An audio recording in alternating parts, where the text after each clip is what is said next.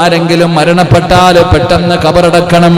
എപ്പോഴാ ഖബറടക്കേണ്ടത്? ഇസ്ലാമിന്റെ നിയമം എങ്ങനെ?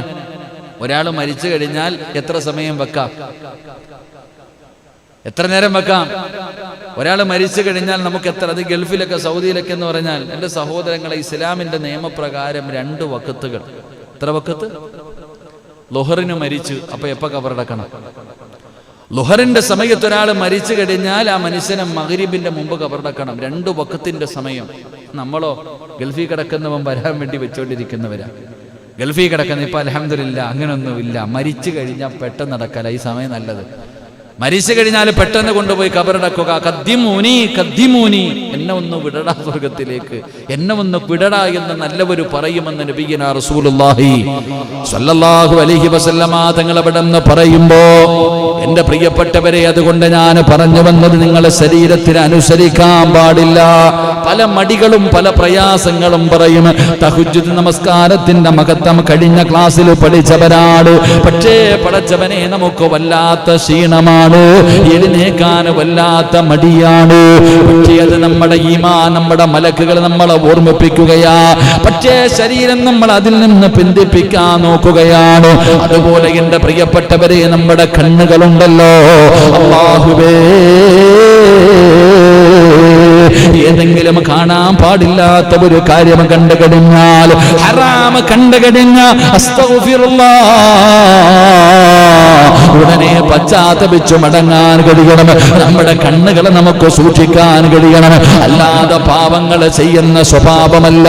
എന്റെ പ്രിയപ്പെട്ടവരെ, പരസ്പരം തെറ്റുകൾ കണ്ടാൽ ഉപദേശിക്കുന്നവരാകണം.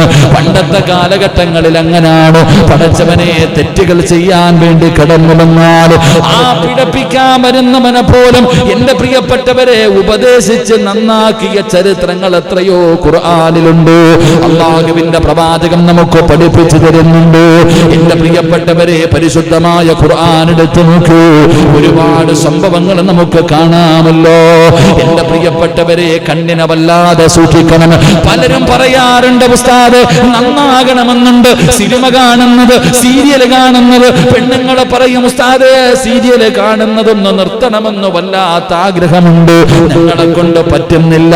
കള്ള് കുടിക്കരുതെന്ന്, കള്ള് കുടിയെന്ന് നിർത്തണമെന്നുണ്ട്, ബീഡി വലിക്കുന്നതൊന്ന് നിർത്തണമെന്നുണ്ട്, കഞ്ചാവടിക്കുന്നത് നിർത്തണമെന്നുണ്ട്, വ്യഭിചരിക്കുന്നത് നിർത്തണമെന്നുണ്ട്, ഫോൺ വിളിക്കുന്നത് നിർത്തണമെന്നുണ്ട്, എല്ലാ ദുശീലങ്ങളും നിർത്തണമെന്നുണ്ട്.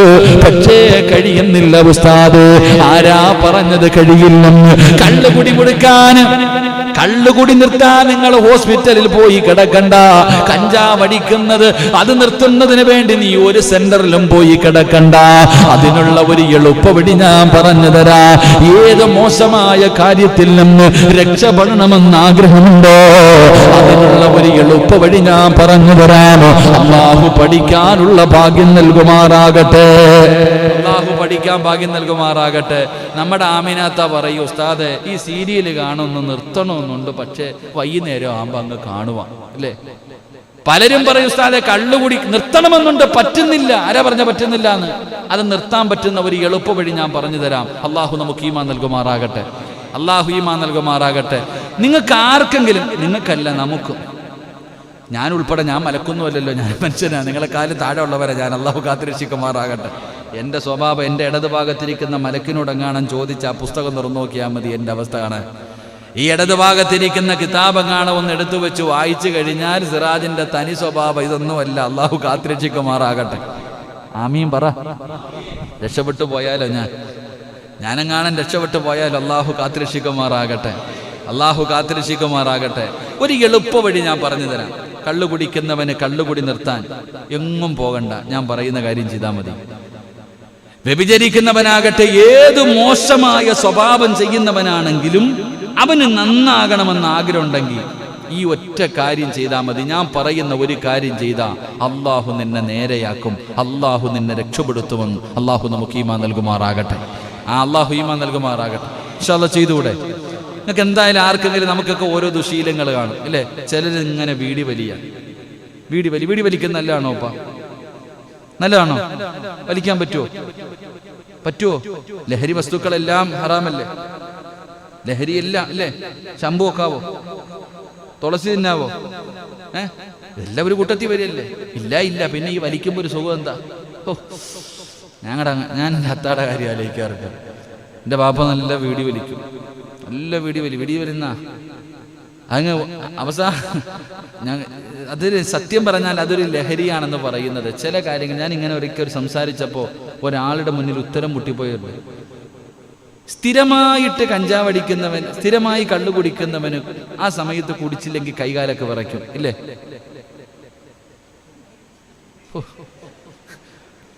പറ, വിറയ്ക്കോ? പക്ഷെ അതൊക്കെ എൻ്റെ വീടിൻ്റെ തൊട്ടടുത്തൊരു അച്ചായനുണ്ടായിരുന്നു, നല്ല സ്നേഹം, ബാബുച്ചായൻ, നല്ല സ്നേഹം, അയൽവാസിയ. എത്ര കള്ളു കുടിച്ചാലും ആരെയൊക്കെ ചീത്ത വിളിച്ചാലും നമ്മളെ വിളിക്കാറില്ല. അള്ളാഹു അദ്ദേഹത്തിന് ദീർഘായുസ് കൊടുക്കുമാറാകട്ടെ. ഇന്നും ആ മനുഷ്യൻ സത്യം നല്ല സ്നേഹമാണ്. ബാബുച്ചായനും അവിടെ 2 പെൺകുട്ടികൾ, സാബു, 2-3 നല്ല സ്നേഹമാണ്. അൽഹംദുലില്ലാഹ്. ഈ അടുത്തൊരു സംഭവം ഉണ്ടായി. എൻ്റെ ഭാര്യ ലൈവായതുകൊണ്ട് പറയുന്നില്ല, അള്ളാഹു കാത്തിരക്ഷിക്കുമാറാകട്ടെ. അമ്മാമയൊക്കെ വലിയ സ്നേഹമായിരുന്നു. അവിടുത്തെ അവരുടെ മകൻ ഇതുവരെ കല്യാണം കഴിച്ചിട്ടില്ല, സാബു. അള്ളാഹുവിനെ നല്ലൊരു ജീവിതം കൊടുത്ത് അനുഗ്രഹിക്കുമാറാകട്ടെ. എൻ്റെ പ്രിയപ്പെട്ട സഹോദരങ്ങളെ, സ്ഥിരമായിട്ട് കള്ളു കുടിക്കുന്നവൻ ആ സമയത്ത് ഇല്ലേ, ചിലർക്കൊരു ടെൻഷനാണ്. ഈ ചായ സ്ഥിരമായി കുടിക്കുന്ന ആൾക്കാരുണ്ട്, ഇല്ലേ? രാവിലെ ഒരു ചായ, വൈകിട്ടൊരു ചായ കുടിച്ചില്ലെങ്കിൽ ആ സമയമാകുമ്പോൾ വൈകുണ്ടാവും. ചിലർക്ക് തലവേദന, ഇല്ലേ? വീടി വലിക്കുന്നവർ, ഞാനിങ്ങനെ ചിന്തിക്കാറുണ്ട്. എൻ്റെ വാപ്പ റമദാൻ മാസം വായിക്കഴിഞ്ഞാൽ ഒരു വൈകുന്നേരം വായിക്കഴിഞ്ഞാൽ ഞങ്ങൾ ആരും വാപ്പ അടുത്ത് സംസാരിക്കാറില്ല. ഒരു ഉച്ച കഴിഞ്ഞ് കഴിഞ്ഞാൽ പിന്നെ വാപ്പ അടുത്ത് ഒരു കാര്യത്തിൽ ആരും പോകത്തില്ല. കാരണം വാപ്പയ്ക്ക് ഈ വീടി വലിക്കാതിരുന്നിട്ട് വലിയ ടെൻഷനാണ്. നോമ്പ് തുറക്കും, സത്യം പറഞ്ഞ വീടി കയ്യിലെടുത്ത് വെച്ചേക്കും. നോമ്പ് തുറന്ന് ഈത്തപ്പഴവും വെള്ളവും കുടിച്ച ഒരെണ്ണം വലിച്ചിട്ടാ പള്ളിക്കകത്ത് കയറുന്നത്. അത്രയ്ക്കും. ഡോക്ടർ ICUവിൽ കിടന്നപ്പം ചോദിച്ചു, ഇതൊന്നും നിർത്തിക്കൂടെ, അത് കവറിൽ പോകണം. കാരണം അങ്ങനെ പഴയ ആൾക്കാരങ്ങനെ. അപ്പം ഞാൻ പറഞ്ഞു വന്നത്, പക്ഷെ അന്നത്തെ പോലെയല്ല. ഇന്നത്തെ കുറ്റിപിടി എടുത്ത് അടിച്ചു കഴിഞ്ഞാൽ വല്ലാത്ത എനർജി അതിന്. അപ്പം ഞാൻ പറഞ്ഞു വന്നത്, ഇതെല്ലാം ലഹരി വസ്തുക്കളാണ്. ഇതൊക്കെ ഉപയോഗിക്കുന്നത് നല്ലതല്ല മനുഷ്യ. നമ്മുടെ ഭാര്യ, നമ്മുടെ മക്കൾ സിഗരറ്റിൻ്റെ മുകളിൽ എഴുതി വെച്ചിട്ടുണ്ട്, ഇത് വലിക്കാൻ പാടില്ല, ഇത് നല്ലതല്ല, എന്നിട്ടും വലിക്കാം. ഇതിനെക്കുറിച്ച് ഞാൻ ഇങ്ങനെ പറഞ്ഞപ്പോൾ കള്ളു കുടിക്കുന്ന ഒരാളോട് കള്ളു കുടിക്കാൻ പാടില്ല, കള്ളു കുടിച്ചു കഴിഞ്ഞാൽ ക്യാൻസർ വരും, ഇത് വരും എന്നൊക്കെ പറഞ്ഞപ്പോൾ ഒരാളിക്കുക, ഇറച്ചിക്കോഴി മേടിച്ച് കഴിക്കാൻ പാടുണ്ടോ, അത് കഴിച്ചാൽ ക്യാൻസർ വരും എന്നല്ല. ഉത്തരം മുട്ടിപ്പോയി. കൊടുക്കു ചോദ്യം ചോദിക്കട്ടെ പലരും, അല്ലേ? ഇറച്ചിക്കോഴി തിന്നാൻ പാടുണ്ടോ? അതിനകത്ത് മരുന്നടിക്കുന്നതല്ലേ? അപ്പൊ നമ്മളൊക്കെ അത് ഞാൻ പറഞ്ഞു വന്നത്, ഈ ലഹരി വസ്തുക്കളൊക്കെ ഉണ്ടായത് എവിടെ നിന്നറിയോ? ഇബിലീസിനെ അല്ലാഹു സുബ്ഹാനഹു വ തആല ശപിച്ചപ്പം പേടിച്ചു മൂത്രമൊഴിച്ചു. ഇബിലീസിനെ അല്ലാഹു ശപിച്ചു, നശിച്ചു പോകട്ടടാ, ലഅനത്താക്കി അല്ലാഹു അവനെ ശപിച്ചപ്പോ അവൻ പേടിച്ചിട്ട് മൂത്രമൊഴിച്ച്. ആ മൂത്രമൊഴിച്ച സ്ഥലത്ത് നിന്നാ ഇതൊക്കെ വളർന്നത്. നീ അതാ ചുണ്ടത്തെടുത്ത് വെച്ചിട്ട് ഇങ്ങനെ വലിച്ചു കയറ്റുന്നത്. അല്ലാഹു കാത്തിരക്ഷിക്കുമാറാകട്ടെ, അല്ലാഹു കാത്തിരക്ഷിക്കുമാറാകട്ടെ. ഇതൊക്കെ ഒഴിവാക്കണം. ഈ വീടി വലിക്കുന്നത്, മുറുക്കുന്നത്, അതൊക്കെ നമുക്ക് പറ്റിയ പണികളാണ്. ഇതൊക്കെ അങ്ങ് ഒഴിവാക്കണം. ഇതൊക്കെ ഒഴിവാക്കിയിട്ട് അൽഹംദുലില്ലാഹ് നമ്മൾ ഭാര്യ ആ പാപത്തിനെ കുറിച്ച് ചിന്തിക്ക്. രാത്രി വിടിയും വലിച്ചിട്ട് കയറി അതിൻ്റെ അടുത്ത് പോയി കിടക്കുക, എന്നിട്ട് ഉമ്മ വെക്കാൻ പോവാ. ആ പാപം മുക്കും പൊത്തിയിട്ട് വിടുക. നരശിക്ക് നമ്മുടെ മക്കൾ ഈ സിഗരറ്റൊക്കെ വലിച്ചിട്ട് മക്കളെ ചുംബിക്കാൻ പോകുമ്പോൾ ആ മക്കൾ തന്നെ മാറിപ്പോകുന്നൊരവസ്ഥ. ഈ ദുശീലങ്ങളൊക്കെ മാറ്റണം. അല്ലാഹു കാത്തിരക്ഷിക്കുമാറാകട്ടെ. അപ്പൊ ഞാൻ പറഞ്ഞു വന്നത്, നിന്റെ ഭാര്യയുടെ സീരിയൽ കാണാൻ നിർത്തണം, അല്ലേ? അതുപോലെ എന്തെങ്കിലും ദുശീലങ്ങൾ അത് നിർത്തണം. അതിനുള്ള വഴി എന്താ? എന്റെ പ്രിയപ്പെട്ട സഹോദരങ്ങളെ, മൻ തറക ലില്ലാഹി മഅസിയതൻ സബഅ മർറാ. എന്റെ പ്രിയപ്പെട്ട സഹോദരങ്ങളെ, ഈ പറയുന്ന കാര്യങ്ങൾ നിങ്ങളൊന്ന് ഓർത്തുവെക്കുക. ഈ പറയുന്ന ഒരേ ഒരു വാചകം നിങ്ങൾ മറക്കാതെ ഓർത്തുവെക്കുക. ഏതെങ്കിലും ഒരു പാപം നീ ചെയ്യുന്നുണ്ട്, ഒരു തെറ്റിൽ നിന്ന് നിനക്ക് പിന്തിരിയണമെന്നുണ്ട്, മോനെ, കള്ളുകുടിക്കാൻ നിന്റെ കൂട്ടുകാരി കള്ളുകുടിയനാട്. നിന്നെ കള്ളുകുടിക്കുന്നതിന് വേണ്ടി നിന്റെ കൂട്ടുകാര് നിന്നെ നിർബന്ധിക്കുമ്പോ, അല്ലാഹുവേ, ഇത് പാപമാ, ഇത് ഹറാമാ. ഒരു തുള്ളി കള്ള് തൊണ്ടയ്ക്ക് താഴെ ഇറങ്ങിയാൽ സ്വർഗ്ഗത്തിൽ കിടക്കില്ലെന്ന് മഹാനായ നബി മുഹമ്മദ് മുസ്തഫ സല്ലല്ലാഹു അലൈഹി വസല്ലമ തങ്ങൾ പറഞ്ഞിട്ടുണ്ട്. അതുകൊണ്ട് കള്ളു കുടിക്കാൻ അവസരം കിട്ടുമ്പോ പടച്ചവനെ ഇത് പാപമാണെന്ന് കരുതിയിട്ട് ചെയ്യാൻ പാടില്ല. കാമുകി വിളിക്കുമ്പോ, മോശമായ സംസാരം നടത്തുമ്പോ, ആവശ്യമില്ലാത്ത കാര്യങ്ങൾക്ക് വിളിക്കുമ്പോ, വീടി വലിക്കാൻ തോന്നുമ്പോ, മോനെ, അല്ലാഹുവിനെ കരുതിയിട്ട് കരുതിയിട്ട് ഇത് പാപമാണ്, ഇത് ചെയ്യാൻ പാടില്ല എന്ന് പറഞ്ഞിട്ട് 1, 2, 3, 4, 5, 6, 7 ഏതെങ്കിലും ഒരു പാപത്തിൽ നിന്ന് അത് പാപമാണെന്ന് കരുതിയിട്ട് അല്ലാഹുവിനെ ഭയന്നുകൊണ്ട് 7 പ്രാവശ്യം നീ അതിൽ നിന്ന് പിന്തിരിഞ്ഞാൽ പിന്നെ അല്ലാഹു നിന്നെ കൊണ്ട് ആ പാപം ചെയ്യിപ്പിക്കില്ലെന്ന് ആദരവായ പ്രവാചകൻ നബി മുഹമ്മദ് മുസ്തഫ. നബി മുഹമ്മദ് മുസ്തഫ 7 പ്രാവശ്യം അല്ലാ ഇത് പാപമാ, തെറ്റാ, ചെയ്യരുത് എന്ന് പറഞ്ഞിട്ട് 7 പ്രാവശ്യം ഇന്ന് വൈകുന്നേരം, നാളെ വൈകിട്ടായി, സീരിയൽ കാണാൻ സമയമായി, പടച്ചവനെ ഇത് പാപമാ, ഞാൻ കാണൂല, പിന്തിരിഞ്ഞു. ഇങ്ങനെ 7 പ്രാവശ്യം ഏതെങ്കിലും ഒരു മനുഷ്യൻ അല്ലാഹുവിനെ ഭയന്നുകൊണ്ട് ഒരു പാപത്തിൽ നിന്ന് പിന്തിരിഞ്ഞാൽ അല്ലാഹു പിന്നെ ആ തെറ്റുകൊണ്ട് നിന്നെ പരീക്ഷിക്കില്ല. നീ ഒരു കാലത്തും ആ പാപം നിനക്ക് ചെയ്യേണ്ടി വരില്ല. അല്ലാഹു നിന്നെ രക്ഷപ്പെടുത്തുമെന്ന് മഹാനായി നബി മുഹമ്മദ് മുസ്തഫ. അല്ലാഹു ഈമാൻ തരുമാറാകട്ടെ. നിങ്ങളൊന്ന് ശ്രമിച്ചു നോക്ക്. നിങ്ങളുടെ ജീവിതത്തിൽ ഒഴിച്ചുകൂടാൻ പറ്റത്തില്ല എന്ന് പറയുന്ന ഒരു പാപമുണ്ടെങ്കിൽ 7 പ്രാവശ്യം അത് ചെയ്യാൻ അവസരം കിട്ടുമ്പോൾ ഒന്ന് പിന്തിരിഞ്ഞു നോക്ക്. 8ാമത് നിന്റെ മുന്നിൽ ആ പാപം വരൂല. 7 പ്രാവശ്യം ഞാൻ കള്ളു കുടിക്കത്തില്ല എന്ന് പറഞ്ഞു പിന്തിരിഞ്ഞവനെ 8ാമത് കള്ളുകുപ്പിയും വെച്ചിട്ട് ഒരുത്തൻ നിന്റെ മുന്നിൽ വരില്ല. അല്ലാഹു നിന്നെ രക്ഷപ്പെടുത്തും. അല്ലാഹു നമുക്ക് ഈമാൻ നൽകുമാറാകട്ടെ. അല്ലാഹു ഈമാൻ നൽകുമാറാകട്ടെ. ഇതിന് നീ ഒരു ഹോസ്പിറ്റലിലും പോയി കിടക്കണ്ട, മാറാൻ ഒരു ധ്യാന കേന്ദ്രത്തിലും പോകണ്ട. എന്റെ പ്രിയപ്പെട്ടവരെ, ഇതൊന്നും മനസ്സ് വെച്ചാ മതി. 7 പ്രാവശ്യം അങ്ങനെയൊന്ന് തീരുമാനമെടുത്താൽ നിനക്ക് ഏത് തെറ്റിൽ നിന്നും അല്ലാഹു നിന്നെ രക്ഷപ്പെടുത്തുമെന്ന് പ്രവാചകൻ വിടന്ന് പറയുമ്പോ, എന്റെ പ്രിയപ്പെട്ട സഹോദരാ, നിന്റെ നാവിനെ നീ വല്ലാതെ സൂക്ഷിക്കണേ, നിന്റെ ശരീരത്തെ നീ വല്ലാതെ സൂക്ഷിക്കണേ. നാവിനെ നമ്മൾ വല്ലാതെ സൂക്ഷിക്കണം. എല്ലാ കാര്യങ്ങളും ഏറ്റവും കൂടുതൽ പേരെ നരകത്തിൽ കൊണ്ടുപോകുന്നത് ഈ നാവ. അല്ലാഹു കാത്തുരക്ഷിക്കുമാറാകട്ടെ. അല്ലാഹു കാത്തുരക്ഷിക്കുമാറാകട്ടെ. നാവിന് അതുകൊണ്ട് ആ സഹാബത്ത് വായിക്കകത്ത് കല്ലിട്ടിട്ട് നടക്കാം. മൻ കസറ കലാമുഹു കസറ ദുനൂബുഹു. ഹദീസിൽ തന്നെ കാണാം, അധികം സംസാരിക്കാൻ പാടില്ല. അധികം സംസാരിച്ചു കഴിഞ്ഞാൽ എൻ്റെ പ്രിയപ്പെട്ട സഹോദരങ്ങളെ പാപങ്ങൾ അധികരിക്കും എന്ന് പറഞ്ഞപ്പോൾ ഈ ഹദീസ് ഇറങ്ങിയപ്പോഴാണ് സഹാബത്ത് വായിക്കകത്ത് കല്ലിട്ടിട്ട് നടക്കുക. കാരണം ആരോടെങ്കിലും സംസാരിച്ചാലല്ലേ പാപം കൂടത്തുള്ളൂ. എൻ്റെ പ്രിയപ്പെട്ട സഹോദരങ്ങളെ, മോശമായ സംസാരങ്ങൾ, മോശമായ നോട്ടങ്ങൾ, അങ്ങനെയാണല്ലോ പാപങ്ങൾ. നമ്മുടെ നഫ്സ് എത്ര മോശമാണെന്നറിയോ എൻ്റെ പ്രിയപ്പെട്ട സഹോദരങ്ങളെ. ഏത് നല്ലവനെയും പിഴപ്പിച്ച് കളയുന്ന ശരീരം, നഫ്സ്, ശൈത്താൻ, അതാ നമ്മുടെ കൂടെ. ചരിത്രങ്ങളിൽ കാണാം ഒരു സുന്ദരിയായ പെണ്ണിന്റെ ചരിത്രം. ഹദീസിന്റെ കിതാബുകൾ എടുത്ത് നോക്ക്. ഉബൈദ് ബിൻ ഉമൈർ എന്ന് പറയുന്ന ഒരു ചെറുപ്പക്കാരൻ, വലിയ പണ്ഡിതന, മഹാന, അറിയപ്പെടുന്ന വലിയൊരു മഹാന. ഒരു ഭർത്താവ് തന്റെ ഭാര്യയുടെ ഗ്ലാമർ കണ്ടപ്പോ, സുന്ദരിയാ തന്റെ ഭാര്യ, സ്നേഹം കൂടിയപ്പോ ഭർത്താവ് ഭാര്യയോട് പറഞ്ഞു, നിന്റെ സൗന്ദര്യം കണ്ട ഏതാണാ പിഴച്ചു പോകാത്തെ? ഒരു ഭർത്താവ് തന്റെ ഭാര്യയോട് പറയുകയാണ്, നിന്റെ സൗന്ദര്യം കണ്ട ഏതൊരു ചെറുപ്പക്കാരനും പിഴച്ചു പോകും, അത്രയ്ക്കും സൗന്ദര്യമാ നിനക്ക്. ഇതങ്ങോട്ട് പറഞ്ഞപ്പോഴത്തേക്ക് ആമിനെ തെങ്ങിന്റെ മുകളിൽ കയറണമല്ല. അങ്ങനെ അതുകൊണ്ടാ പറഞ്ഞത്, ഭർത്താക്കന്മാര് ഭാര്യമാരോട് ചില കാര്യം പറയാൻ പാടില്ല. അല്ലാഹു ഈമാൻ തരുമാറാകട്ടെ. അല്ലാഹു ഈമാൻ തരുമാറാകട്ടെ. ഒന്നും പറയാൻ പേടിയാ. ഞാൻ ഏതോ ഒരു പ്രസംഗത്തിൽ പറഞ്ഞു, ചില കാര്യങ്ങൾ ചെയ്യുമ്പോൾ പെണ്ണുങ്ങളെ അടിക്കാന്ന്. അത്ര എടുത്തോളൂ. അടിക്കാന്ന് പറഞ്ഞ പോയിന്റ് എടുത്തിട്ടാ ഓരോരുത്തർ പറയുന്നത്. ചില കാര്യങ്ങൾ പറയാൻ പാടില്ല. അതിൽപ്പെട്ട ഒരു കാര്യം, ഇങ്ങനെ ചുമ്മാ ഇരുന്നിട്ട് ആമിനടുത്ത് പറയും, അല്ലാ നീ മലക്കുകളെ പോലെ ഇരിക്കുന്ന, ഹൂർലിങ്ങളെ പ്രസവിച്ച പോലെ നീ ഇരിക്കണം, എന്തൊരു സൗന്ദര്യം, അല്ലോ. അങ്ങനൊന്നും പറയില്ല. എന്തിനാ വെറുതെ ഇല്ലാത്ത കാര്യം പറയണം? അങ്ങനെ പറഞ്ഞു കഴിയുമ്പോൾ ആ പെണ്ണിന്റെ മനസ്സിന്റെ ഉള്ളിൽ ഇങ്ങനെ അങ്ങ് ചിന്ത വരും, അല്ലാ അപ്പാ ശരിയാ പറഞ്ഞേക്ക, ഇല്ല എങ്ങനെ ചിന്ത വരും. അപ്പോ ഭർത്താവ് ഭാര്യയോട് പറഞ്ഞു, പെണ്ണ് നീ എന്തൊരു സൗന്ദര്യം, നിന്റെ സൗന്ദര്യം കണ്ട ഏത് ആണും നിന്റെ മുന്നിൽ തോറ്റുപോകും. ഇത് പറഞ്ഞപ്പോ ഈ പെണ്ണിനൊരു വല്ലാത്ത, അങ്ങനാണോ അതങ്ങനെ. അപ്പൊ പറഞ്ഞ് ഇത്തിരി വെളുപ്പൊക്കെ ഉണ്ട്. ഭാര്യ അങ്ങോട്ട് പറയാൻ തുടങ്ങി. അപ്പൊ ഈ മനുഷ്യൻ ചോദിച്ചു, ഉബൈദ് ബിൻ ഉമൈർ എന്ന് പറയുന്ന ഒരു ചെറുപ്പക്കാരനുണ്ട്, നിനക്ക് അവനെ ഒന്ന് വളയ്ക്കാൻ പറ്റുമോ? ഭർത്താവ് മരപ്പട്ടിക്ക് ഈനാൻ വെച്ചിക്ക് മരപ്പട്ടി കൊട്ടെന്ന് പറയണമല്ലേ. ഭർത്താവ് ഭാര്യയോട് ചോദിക്കുക, എങ്കിൽ ഞാൻ ഒരു ചെറുപ്പക്കാരനെ ഒരാളെ പറഞ്ഞു തരാം, നിനക്ക് അവനെ ഒന്ന് പഴപ്പിക്കാൻ പറ്റുമോ? ഒന്ന് ആലോചിച്ച് വയ്ക്കേ. പക്ഷെ ആ പെണ്ണിത്തിരി ഈമാനുള്ളതെങ്കിൽ ഇവൻ പറഞ്ഞപ്പോഴത്തേക്ക് കയറിയതാ.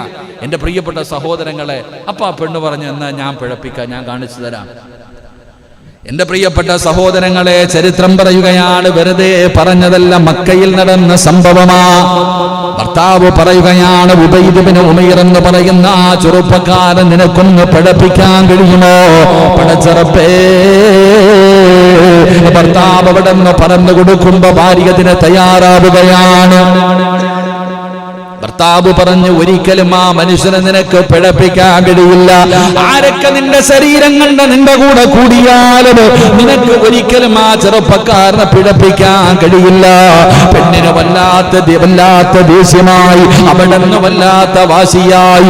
പടച്ചവനെ ശരീരം മുഴുവനും വസ്ത്രം മറച്ചുകൊണ്ട് സുന്ദരിയായ പെണ്ണ് പരിശുദ്ധമായ കഅബാലയത്തിന്റെ മതാഫിലേക്ക് കടന്നു പോവുകയാ. മഹാനായ ഉബൈദ് ബിൻ ഉമൈർ എന്ന് പറയുന്ന ചെറുപ്പക്കാർ പരിശുദ്ധമായ കഅബാലയത്തിന്റെ മതാഫിൽ നിൽക്കുമ്പോ വല്ലാത്ത അറിവുള്ള ഒരു മനുഷ്യനാട്, പണ്ഡിതനാട്. ഈ പെണ്ണ് ചെന്നിട്ട് ചോദിക്കുകയാ, എനിക്ക് ചില മസലകൾ ചോദിക്കാനുണ്ട്, എനിക്ക് ചില അറിവുകൾ പറഞ്ഞു തരുമോ? ഉബൈദ് ബിൻ ഉമൈർ എന്ന് പറയുന്ന മനുഷ്യൻ പറഞ്ഞു തരാ. പെണ്ണ് പറഞ്ഞു, നമുക്ക് അങ്ങോട്ടൊന്ന് മാറി നിൽക്കാം, കുറച്ചങ്ങോട്ടൊന്ന് മാറി നിൽക്കാം. പടച്ചവനെ അവിടെ നിന്ന് വിളിച്ചുകൊണ്ട് അങ്ങോട്ട് മാറ്റി നിർത്തി. അവസാനം അവിടെ നിന്ന് സംസാരിച്ചു കൊണ്ടിരിക്കുമ്പോ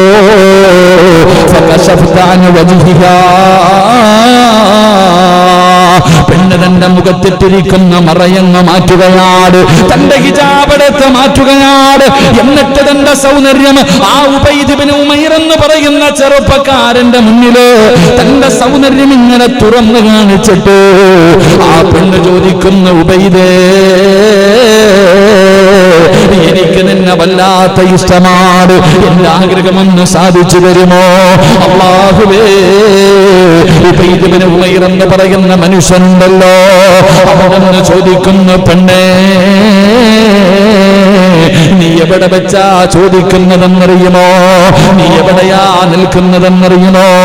അല്ലാഹുവിന്റെ പരിശുദ്ധമായ കഅബാലയത്തിന്റെ മുന്നിൽ വെച്ചുകൊണ്ട് ഈ സുന്ദരിയായ പെണ്ണ് തന്റെ ശരീരം കാണിച്ചിട്ട് അവിടെ നിന്ന് ആ ചെറുപ്പക്കാരനെ പിഴപ്പിക്കാൻ നോക്കുമ്പോ ഉബൈദ് ബിൻ ഉമൈർ എന്ന് പറയുന്ന മനുഷ്യൻ ചോദിക്കുകയാ, പെണ്ണേ, അതാ ഞാൻ നിന്റെ ആഗ്രഹം സാധിച്ചു തരാ.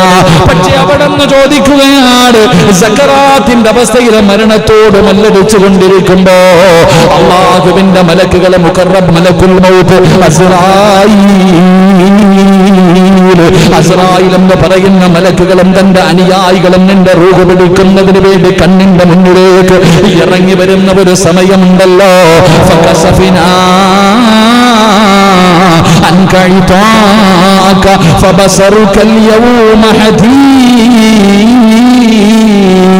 കണ്ണുകൊണ്ട് മലക്കുകളെ കാണുന്ന ഒരു രംഗമുണ്ടല്ലോ. ആ മരണം കണ്ണിന്റെ മുന്നിൽ വരുന്ന സമയം നീ ഇത് ചെയ്താ രക്ഷപ്പെടുമെന്ന് നിനക്ക് തോന്നുന്നോ പെണ്ണേ? ഉബൈദ് ബിൻ ഉമൈർ എന്ന് പറയുന്ന ചെറുപ്പക്കാരൻ ചോദിക്കുകയാ, അസ്റായീലിനെ കണ്ടുമുട്ടുന്ന സമയം അവര് മുഴുവനും ചുറ്റുഭാഗത്ത് നിന്നിട്ട്, കല്ലാ ഇദാ ബലഗതി തറാഖിയ വഖീല മൻ റാഖ വളന്ന അന്നഹുൽ ഫിറാഖ വൽതഫതി الساق بالساق إلى ربك يومئذ المساق. ആ ഭയാനകമായ രംഗമുണ്ടല്ലോ, ആ സമയത്ത് നീ ഇത് ചെയ്താൽ നിനക്ക് രക്ഷപ്പെടുമെന്ന് തോന്നുന്നുണ്ടോ? പിന്നെ ആറടി മണ്ണെന്ന് പറയുന്ന കബറുണ്ടല്ലോ, ആ കബറിന്റെ അകത്ത് നിന്നെ കൊണ്ടുപോയി കുഴിച്ചിടുമല്ലോ. ആരാരുമില്ലാത്ത കബറിന്റെ അകത്ത് നിന്നെ കൊണ്ടുപോയി കുഴിച്ചിടുമ്പോ ആറടി മണ്ണിന്റെ അകത്ത് നിനക്ക് രക്ഷപ്പെടാമെന്ന് നിനക്ക് തോന്നുന്നുണ്ടോ?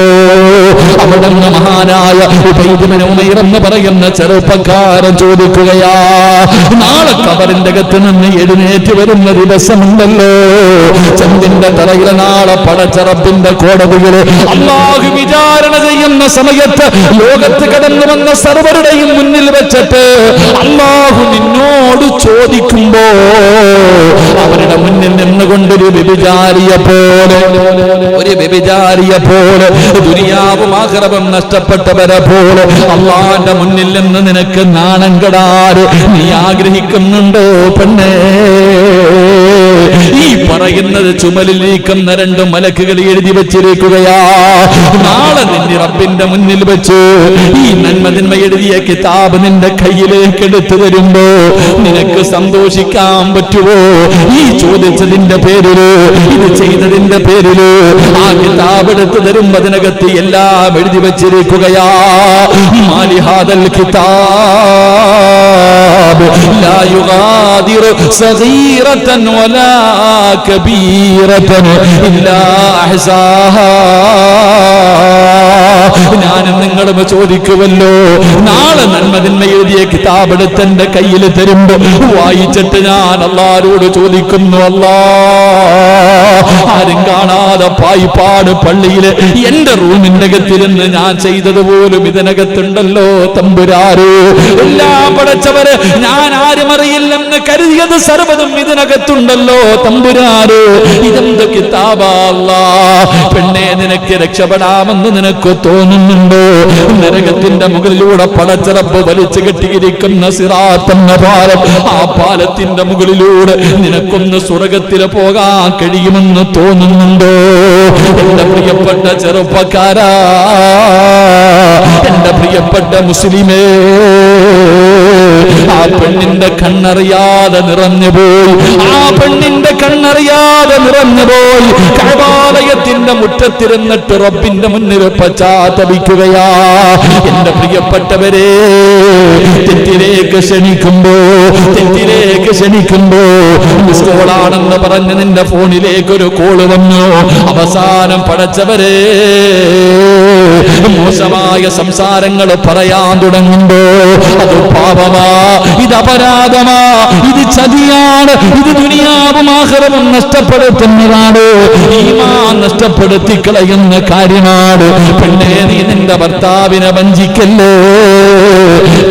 ചെറുപ്പക്കാരാ, എന്നെ പോലെ ഒരു പെണ്ണ് നിന്റെ വീടിന്റെ അകത്തുണ്ട്. ആ പാവപ്പെട്ടവളെ നീ ചതിക്കല്ലേ. അല്ലാഹുവിനെ ഭയക്കൂ, അല്ലാഹുവിനെ ഭയക്കൂ. ഒരൽപ്പനേരത്തെ സുഖത്തിന് വേണ്ടി നിന്റെ ദുനിയാവും ആഖിറവും നഷ്ടപ്പെടുത്തല്ലേ എന്ന് പറഞ്ഞു കൊടുക്കാൻ കഴിയണം ചെറുപ്പക്കാരാ, എന്ന് പറഞ്ഞു കൊടുത്ത് നേരെയാക്കാൻ കഴിയണം. അതുകൊണ്ടാണ് അല്ലാഹു പറഞ്ഞത്, വലിമൻ ഖാഫ മഖാമ റബ്ബിഹി ജന്നതാൻ. പാപങ്ങൾ ചെയ്യാൻ അവസരം കിട്ടുമ്പോ, കള്ളുകുടിക്കാൻ അവസരം കിട്ടുമ്പോ, പലിശ തിന്നാൻ അവസരം കിട്ടുമ്പോ, ഹറാമായ വഴിയിലൂടെ പണം എളുപ്പത്തിൽ കിട്ടാൻ വഴികളുണ്ടാകുമ്പോ, ഈ സമയത്ത് ആരുടെ കണ്ണ് വെട്ടിച്ചാൽ എന്നെ പടച്ച റബ്ബിന്റെ കണ്ണ് വെട്ടിക്കാൻ കഴിയില്ലല്ലോ. അല്ലാഹു കാണുന്നുണ്ടല്ലോ, അല്ലാഹു ഉറങ്ങുന്നില്ല, അല്ലാഹു കാണുന്നുണ്ട്, അല്ലാഹു ഹാദിരി, അല്ലാഹു നാദിരി, അല്ലാഹു ഷാഹിദി, അല്ലാഹു മഈൻ. അല്ല എല്ലാം കണ്ടുകൊണ്ടിരിക്കുകയാണ്. അല്ലയാണ് സാക്ഷി, അല്ലാഹുവാണ് സാക്ഷി. ഈ പറയുന്നത് എന്റെ റബ്ബ് കണ്ടുകൊണ്ടിരിക്കുകയാ, റബ്ബ് കേട്ടുകൊണ്ടിരിക്കുകയാ, എല്ലാം അല്ലാഹു കണ്ടുകൊണ്ടിരിക്കുകയാണ്. പടച്ചവനെ, അല്ല കാണുന്നുണ്ടെന്നുള്ള ഓർമ്മയുണ്ടായിട്ട് പാപം ചെയ്താത് ധിക്കാരമല്ലേ. മഹാനായ സയ്യിദന അലി ഇബ്നു അബീ താലിബ് റളിയല്ലാഹു തആല അൻഹു ചോദിക്കുന്നുണ്ടടാ, എങ്ങനെ കഴിയുന്നടാ നിനക്ക് വ്യഭിചരിക്കാൻ? എങ്ങനെ കഴിയുന്നു നിനക്ക് കള്ളുകുടിക്കാൻ? അല്ല കാണുന്നുണ്ടല്ലോ, ആര് കണ്ടില്ലെങ്കിലും. ആ അല്ല കാണുന്നുണ്ടെന്ന് ഓർമ്മയുണ്ടായിട്ട് നീ ചെയ്യുന്നല്ലോ. ഈ ധിക്കാരത്തിന് നീ നാളെ അല്ലാഹു എന്ത് മറുപടി പറയും? അല്ലാഹു കാത്തുരക്ഷിക്കുമാറാകട്ടെ, അല്ലാഹു കാത്തുരക്ഷിക്കുമാറാകട്ടെ. എൻ്റെ പ്രിയപ്പെട്ട സഹോദരങ്ങളെ, നമ്മളെ തെറ്റിലേക്ക് വിളിക്കുന്ന സമയത്ത് നമുക്ക് അതിൽ നിന്ന് പിന്തിരിയണം. നമ്മുടെ നെഫ്സിനെ നമുക്ക് പിടിച്ചിർത്താൻ കഴിയണം. മോശമായ കാര്യങ്ങൾ കാണുമ്പോൾ അവസരങ്ങൾ നമ്മൾ മാറണം. അങ്ങനെ മാറുമ്പോഴാ അള്ളാഹു നമുക്ക് സ്വർഗം തരുന്നത്. എന്തുകൊണ്ടാ സഹോദരങ്ങളെ? അള്ളാഹു മലക്കുകളെക്കാളും നമുക്ക് മഹത്വം നൽകിയേ. മലക്കുകളെക്കാളും മഹത്വം അള്ളാഹു നമുക്ക് എന്തേ? എൻ്റെ പ്രിയപ്പെട്ട സഹോദരങ്ങൾ, അള്ളാഹുവിൻ്റെ മലക്കുകൾ ഭക്ഷണം കഴിക്കുന്നുണ്ടോ? അവർ 24 മണിക്കൂറും ഇബാദത്തും ചെയ്തിരിക്കുക, അവർക്കൊന്നുമില്ല. പക്ഷെ നമ്മൾ പഠിച്ചവനെ എടാ റോഡിലൂടെ പോകുമ്പോൾ എന്തെല്ലാം പോസ്റ്ററുകൾ കാണുന്നു, എന്തെല്ലാം വൃത്തികേടുകൾ കാണുന്നു, പാപങ്ങൾ ചെയ്യാൻ ഒരുപാട് അവസരമുണ്ട്. ഇതെല്ലാം ഉണ്ടായിട്ടും ഇതിൻ്റെ ഇടയിലൂടെ അല്ലാ എന്ന് വിളിച്ചടക്കണ്. അതുകൊണ്ടാണ് നമുക്ക് സ്വർഗം അല്ലാഹ് തരുന്നത്. ആ മലക്കുകളെക്കാളും മഹത്വം നമുക്ക് നൽകുന്നത്. അല്ലാഹു ഈമാൻ നൽകുമാറാകട്ടെ. കാട്ടിൽ പോയി ഇരുന്ന് ജീവിക്കാം, വനത്തിൽ പോയി ജീവിക്കാം. ഓൻ എന്ത് പാവം ചെയ്യാനാ? അപ്പം അവൻ അവിടെ നിന്ന് സിനിമ കാണാൻ പറ്റുമോ? അല്ലെങ്കിൽ ഏതെങ്കിലും പെണ്ണുങ്ങളുമായിട്ട് ചാറ്റ് ചെയ്യാനോ ഒന്നും പറ്റത്തില്ല. അങ്ങനല്ല, എല്ലാവരും തെറ്റ് ചെയ്യുന്നതിൻ്റെ ഇടയിലൂടെ, അതാണല്ലോ ഒഴുക്കിന് എതിരെ അതാണ് ചെറിയ മീനൊക്കെ ഇങ്ങനെ നീന്തിപ്പോണില്ലേ, ഇതുപോലെ ഒഴുക്കിൻ്റെ കൂടെ പോകലല്ല. എല്ലാവരും തലതിരിഞ്ഞ് നടക്കുമ്പോൾ നമുക്ക് നേർമാർഗത്തിൽ നടക്കാൻ കഴിയണം. അള്ളാഹു ഭാഗ്യം നൽകുമാറാകട്ടെ. അങ്ങനെ നടക്കുമ്പോഴാ ചെറുപ്പക്കാർക്കൊക്കെ പഠിക്കേണ്ട ചരിത്രമുണ്ട്. ഒരു ചെറുപ്പക്കാരൻ്റെ ചരിത്രമുണ്ട്. വല്ലാത്ത അത്ഭുതം. ഒരു ചെറുപ്പക്കാരനെ കാണുമ്പോൾ ഇങ്ങനെ ചോദിക്കും, മോനെ ഇങ്ങനെ ചോദിക്കും, നീ എന്ത് സുഗന്ധമാണ് തേച്ചിരിക്കണേ? വല്ലാത്ത സുഗന്ധം ചരിത്രത്തിൽ കാണാം. അള്ളാഹു പഠിക്കാൻ ഭാഗ്യം നൽകുമാറാകട്ടെ. ഈ ആഫി എന്ന് പറയുന്ന ഒരു ചെറുപ്പക്കാരനുണ്ട്. ഈ ചെറുപ്പക്കാരനെ കാണുമ്പോൾ വല്ലാത്ത സുഗന്ധമാണ്, ശരീരത്തിൽ നിന്ന് ഇങ്ങനെ സുഗന്ധം അടിച്ചു വീശുകയാ. എല്ലാവരും ചോദിക്കും, നീ ഇതെവിടുന്നാ, ഇവിടെ എവിടുന്നാ? യാഫി എന്ന ചെറുപ്പക്കാരൻ സത്യത്തിൽ ശരീരത്ത് സുഗന്ധം തേച്ചിട്ടില്ല. അള്ളാഹു പഠിക്കാൻ ഭാഗ്യം തരുമാറാകട്ടെ. ഒരു 3 സ്വലാത്ത് പറ. സല്ലല്ലാഹു അലൈഹി വസല്ലം. അല്ലാഹുമ്മ സ്വല്ലി അലാ മുഹമ്മദ് യാ റബ്ബി സ്വല്ലി അലൈഹി വസല്ലം. അല്ലാഹു നമ്മളെ രക്ഷപ്പെടുത്തുമാറാകട്ടെ. ഈ സ്വലാത്തിന്റെ ബറക്കത്ത് കൊണ്ട് അല്ലാഹു നമ്മുടെ രോഗങ്ങളൊക്കെ അല്ലാഹു ശിഫ നൽകി അനുഗ്രഹിക്കുമാറാകട്ടെ. യാഫി എന്ന് പറയുന്ന ഈ ചെറുപ്പക്കാരൻ ഇങ്ങനെ നടന്നു പോകുമ്പോൾ എല്ലാവരും ചോദിക്കുന്നു, യാഫിയെ നീ ഈ സുഗന്ധം എവിടെ നിന്നാ മേടിച്ച? വല്ലാത്ത സുഗന്ധം. ആ ചെറുപ്പക്കാരൻ പറയും, ഞാൻ എൻ്റെ ശരീരത്ത് സുഗന്ധം തേച്ചിട്ടില്ല. ചരിത്രം പറയുകയാണ്, അവസാനം ഈ വീടിൻ്റെ അയൽവാസിയായ ഒരു മനുഷ്യനുണ്ട്. ആ മനുഷ്യൻ പോയിട്ട് കരഞ്ഞുകൊണ്ട് ചോദിച്ചു, യാഫിയെ ഇതെവിടെ നിന്നാ? എനിക്ക് നിസ്കരിക്കാൻ പറ്റുന്നില്ല. എൻ്റെ വീടിൻ്റെ അകത്തിരുന്ന് ഇബാദത്ത് ചെയ്യുമ്പോൾ നിന്റെ ഈ സുഗന്ധം ഇങ്ങനെ അടിക്കുന്ന കാരണം എൻ്റെ നമസ്കാരത്തിൽ നിന്ന് ശ്രദ്ധ പോലും മാറിപ്പോകുന്നു.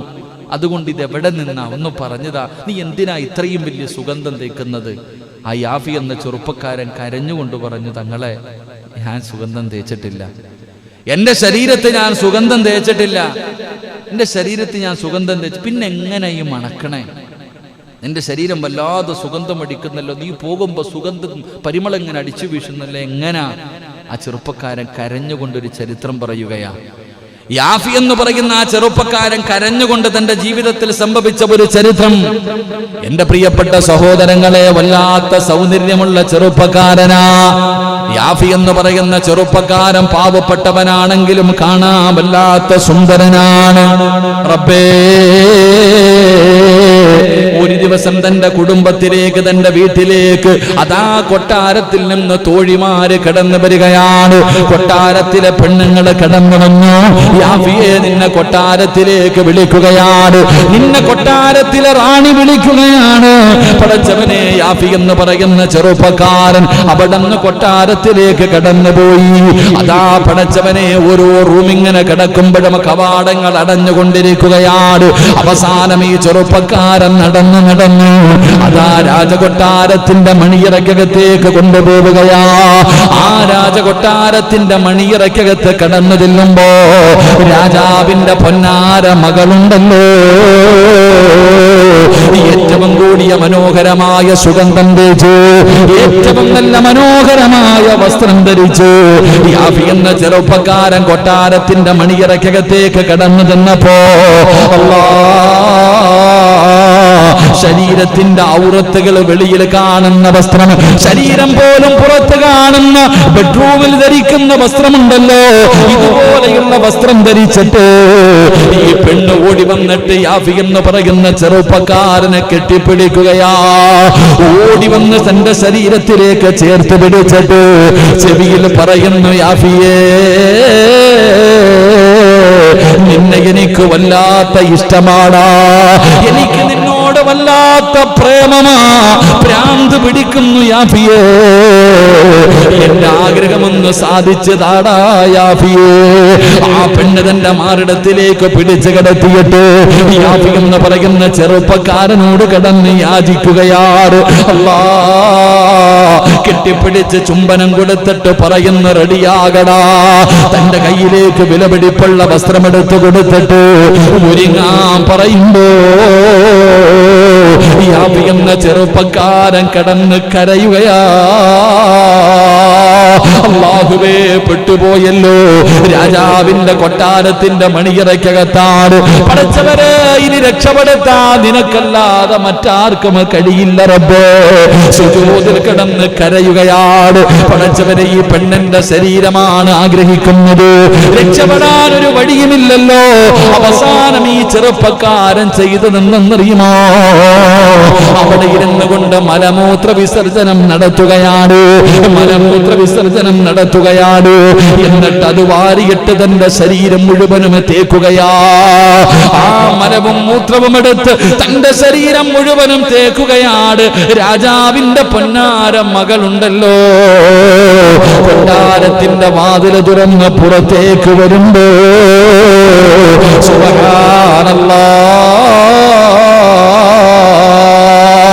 പടച്ചവരെ, അതാ ശരീരം മുഴുവനും വിസർജനം വാരി തേച്ച് നിൽക്കുന്ന യാഫിയനെ കണ്ടപ്പോ സങ്കടത്തോടെ ചോദിക്കുന്നു, എടാ യാഫിയേ, എന്തിനാ ഇങ്ങനെ ചെയ്തത്? എന്തിനാ നീ ഇങ്ങനെ ചെയ്തത്? എന്തിനാടാ യാഫിയേ? ഇതാരും കാണില്ലല്ലോ, ഇതാരും അറിയില്ലല്ലോ. ഇതിനകത്തിരുന്ന് ഞാനും നീയും എന്ത് ചെയ്താലും ഒരാള് പോലും കാണില്ലായിരുന്നല്ലോ. എന്തിനാടാ നീ ഇങ്ങനെ ചെയ്തതെന്ന് ചോദിച്ചപ്പോ യാഫി എന്ന ചെറുപ്പക്കാരൻ പറഞ്ഞ മറുപടി എന്തെന്നറിയോ? പെണ്ണേ, ഇന്നി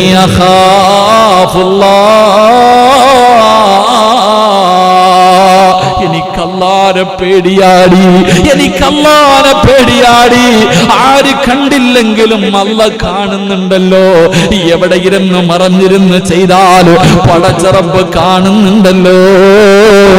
എനിക്ക് പേടിയാ, എനിക്ക് പേടിയാ. അവസാനം കൊട്ടാരത്തിന്റെ മണിയറയ്ക്കകത്തിരുന്ന് ആ പെണ്ണവിടെ നാട്ടിയിറക്കുമ്പോ പൊട്ടിക്കരഞ്ഞുകൊണ്ട് യാഫി എന്ന് പറയുന്ന ചെറുപ്പക്കാർ മരുഭൂമിയിലേക്ക് വന്ന് തന്റെ ശരീരത്തിലേക്ക് മണ്ണ് വാരിയിടുകയാ. പാപം ചെയ്തു പോയല്ലോ റബ്ബേ, തെറ്റ് ചെയ്തു പോയല്ലോ റബ്ബേ, എനിക്കിനി സ്വർഗം കിട്ടില്ലല്ലോ. നാളെ മുത്തുനബിയുടെ കൂടെ സ്വർഗത്തിൽ കിടക്കാൻ കഴിയില്ലല്ലോ. ശരീരം മുഴുവനും മണ്ണ് വാരിയിട്ട് പടച്ചവരെ രാവും പകലും അവിടെ നിന്ന് നിലവിളിച്ച് കരഞ്ഞുകൊണ്ട് നടക്കുകയാ. എന്റെ പ്രിയപ്പെട്ടവരെ, യാഫി എന്ന ചെറുപ്പക്കാരൻ മഹാനവറുകളോട് പറയുകയാണ്, അല്ലാഹുവേ, ഏറ്റവും കൂടുതൽ വിഷമമെന്തെന്നറിയോ? ഈ പെണ്ണ് തൊട്ട ശരീരവുമായി ഞാൻ എങ്ങനാണ് മുത്തുനബിയുടെ മുന്നിൽ പോകുന്നത്? ആ പ്രവാചകന്റെ കൂടെ സ്വർഗത്തിൽ പോകുന്നത്? ആ പ്രവാചകന്റെ ശഫാഅത്ത് കിട്ടുന്നത്? പടച്ചവനെ നിലവിളിച്ച് കരഞ്ഞു കരഞ്ഞു നടക്കുകയാണ്.